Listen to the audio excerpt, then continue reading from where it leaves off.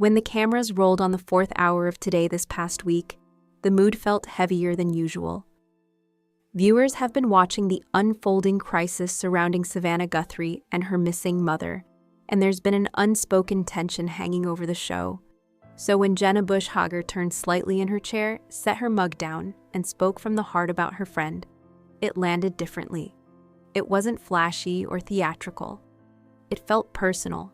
Jenna acknowledged the fear and uncertainty swirling around Savannah's family, and spoke about the strength she has witnessed behind the scenes. In a media landscape that often thrives on speculation, what stood out wasn't scandal. It was loyalty. And that's what has people still talking days later. A friendship forged on live television, Savannah and Jenna's bond didn't form overnight. Their professional paths crossed years ago at NBC, but it was during periods of transition and pressure that their friendship deepened. Morning television is relentless. The lights come on whether you slept or not, whether your heart is full or breaking. Over time, viewers watch their chemistry grow. Teasing banter, shared laughter, occasional misty-eyed moments when real life spilled into the studio. Off camera, they've attended family milestones, supported one another through health scares, and navigated the strange reality of raising children in the public eye. When Jenna spoke about Savannah as someone who holds the room steady, it didn't feel like PR language. It felt like the kind of respect built quietly over years of shared 4 a.m. call times and whispered pep talks during commercial breaks. Jenna at 44, a season of reflection. At 44, Jenna stands in a reflective chapter of her life. The daughter of former President George W. Bush and former First Lady Laura Bush, she grew up under a spotlight few can truly understand. From her White House years to early public missteps that played out in headlines, Jenna has been candid about learning grace through scrutiny. She found purpose in teaching, in literacy advocacy, and eventually in broadcasting. Over the years, she has become known for warmth, self-deprecating humor, and emotional transparency.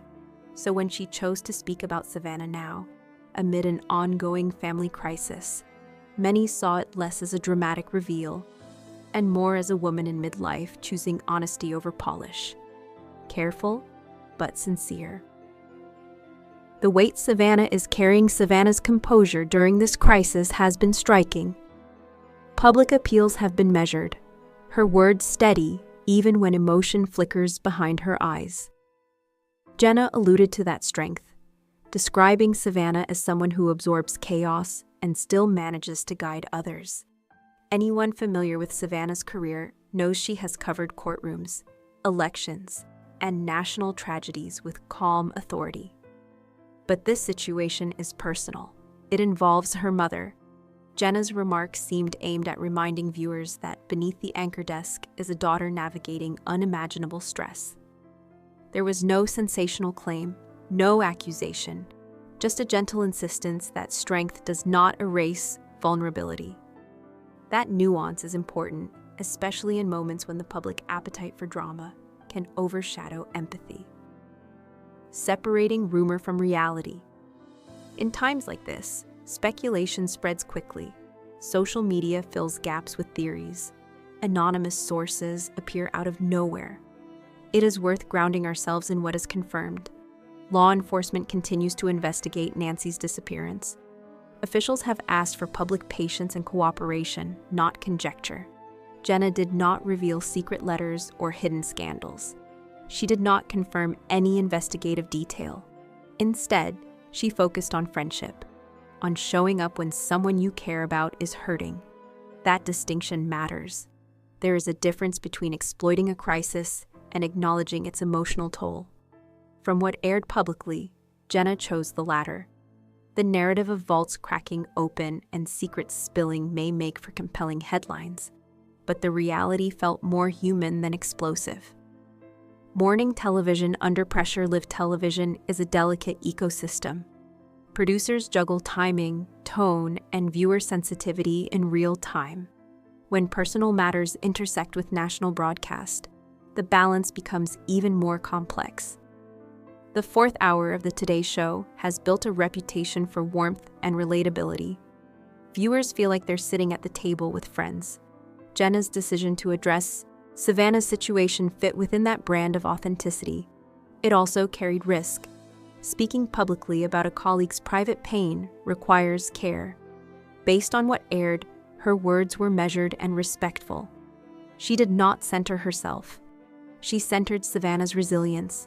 That choice likely reflects conversations held off camera.